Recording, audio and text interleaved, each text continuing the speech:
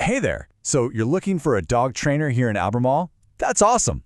Today we're going to walk through everything you need to know to find the perfect fit for you and your dog, so you can really build a wonderful life together in our community. Just picture it. A nice, relaxed walk through downtown or a fun afternoon at City Lake Park, and your dog is just calmly right there with you. That's totally achievable. That's what good training is all about, making it easier to enjoy all the great spots our town has to offer. So here's our game plan. We're going to cover why training specifically for Albemarle life matters, how to pick a trainer's style, what you can expect to budget, and what questions you absolutely have to ask. Then we'll wrap up with some great local places to practice. All right, let's jump right into Section 1, Training for Life in Albemarle. It's all about building skills that actually work in our community. A really good local trainer gets it. They know you're not just training in some vacuum. You need your dog to handle real-world situations, like walking politely on the leash when you're downtown, or staying chill when there are other people around at the park. It's all about making your everyday life together, smoother, and more enjoyable. Let's move on to Section 2, Finding Your Training Style.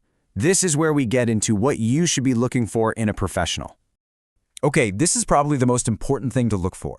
A trainer who uses positive reinforcement. It's a modern, humane approach where you reward the behaviors you want to see. It makes training fun for your dog, it really strengthens your bond, and honestly, it just works. It avoids all those old, harsh methods that can create more problems than they solve. Now, I know this can look like a bunch of alphabet soup, but these letters actually mean something.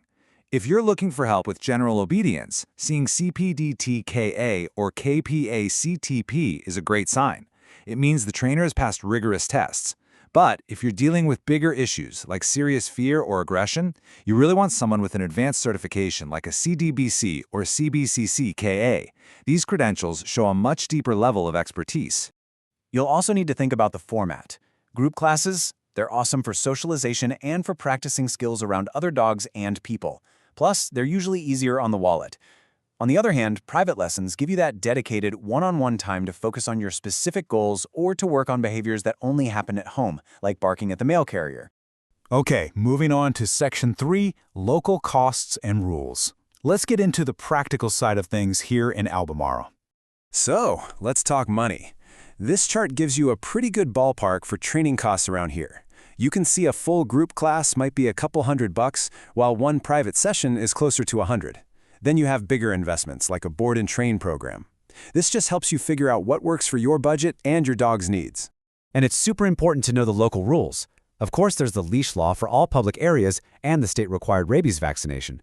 But check out that last point. Excessive barking can be considered a nuisance.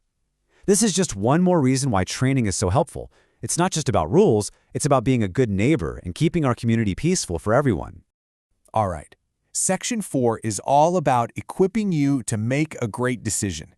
We're talking about the questions you need to ask a potential trainer. So, you've done some research, you've got a couple of names. That's a great start. But what do you actually ask them when you get them on the phone?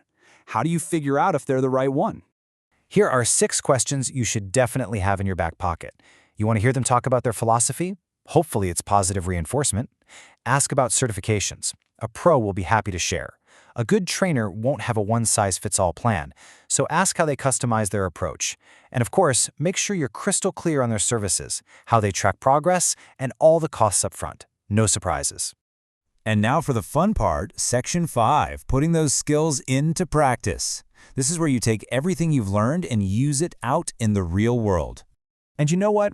Albemarle has some amazing places to do this. The dog park at City Lake Park, it's fenced in, which is perfect for safely practicing recall.